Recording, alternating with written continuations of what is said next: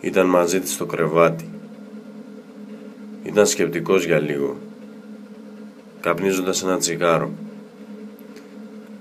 Μετά της είπε σβήνοντας το τσιγάρο στο τασάκι δίπλα στο κομμωδίνο: «Σήκω από το κρεβάτι, ντύσου και φύγε». «Γιατί?» ρώτησε εκείνη έκπληκτη. Τα μεγάλα της λαμπερά μάτια έλαμπαν από την έκπληξη. Τα μαλλιά της ήταν ένας καταράκτης από μέλι και φως. «Θα σου πω μια μικρή ιστορία», της είπε εκείνος, καθώς σηκώθηκε, γυμνός από τα ζεστά σκεπάσματα. Εκείνη τον κοιτούσε με ανοιχτό το στόμα. «Μια φορά και έναν καιρό είχα ένα σκύλο, το Μπούκι. Ο Μπούκι που λες δεν ήταν 3 μηνών κουτάβι. Μια μέρα ένα κοριτσάκι, ένα όμορφο κοριτσάκι της γειτονιάς, πλησίασε τον Μπούκι.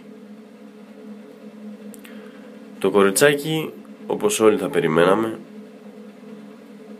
δεν χαΐδεψε τον Μπούκι,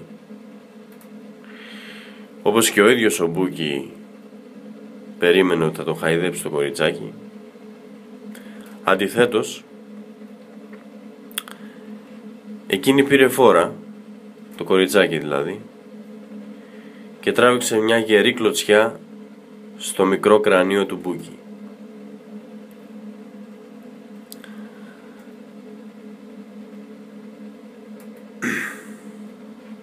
Ο Μπούκι, ανήμπορος να πιστέψει τη σκληρότητα του κοριτσιού, δεν έβγαλε άχνα, παρά μόνο παράμεινε να κοιτάει το κοριτσάκι με φόβο και απορία. Τα χρόνια πέρασαν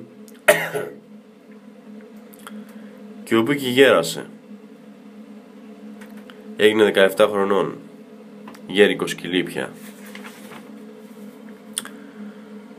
Καθόταν όμως στο ίδιο ακριβώς σημείο του σπιτιού από τότε που ήταν κουτάβι.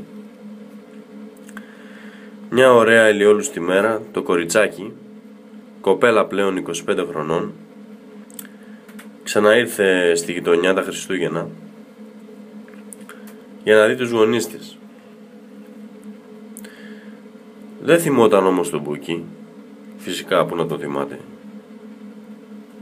Ήταν μικρή τότε.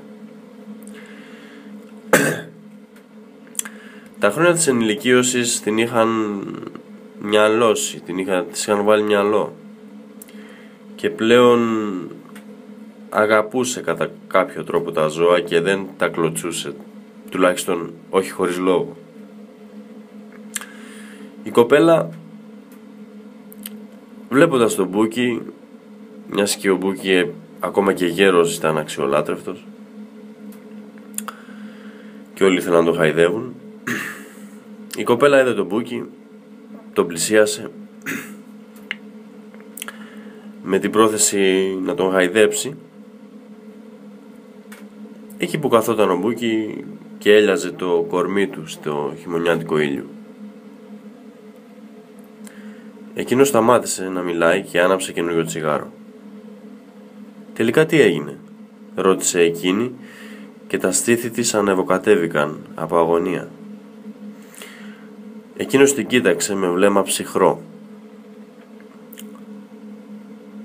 «Της έκοψε το χέρι από τον καρπό με μία και μόνο δαγκονιά», είπε εκείνος. Εκείνη σάστησε.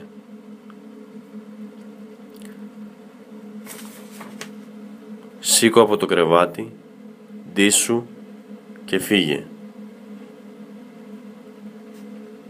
Και αυτό ακριβώς έκανε εκείνη. Με δάκρυα στα μάτια, σηκώθηκε από το κρεβάτι, ντύθηκε, άνοιξε την πόρτα, χωρίς να πει καμία λέξη, χωρίς καμία κουβέντα, τον κοίταξε και έκλεισε την πόρτα πίσω της. Και όπως λέει το γνωμικό, ένα γνωμικό το οποίο βέβαια είναι ξένο, αλλά θα το πω στα αγγλικά. An old dog never forgets, and I'm one of them old dogs. You're getting what you deserve, honey. You're getting what you deserve, and that is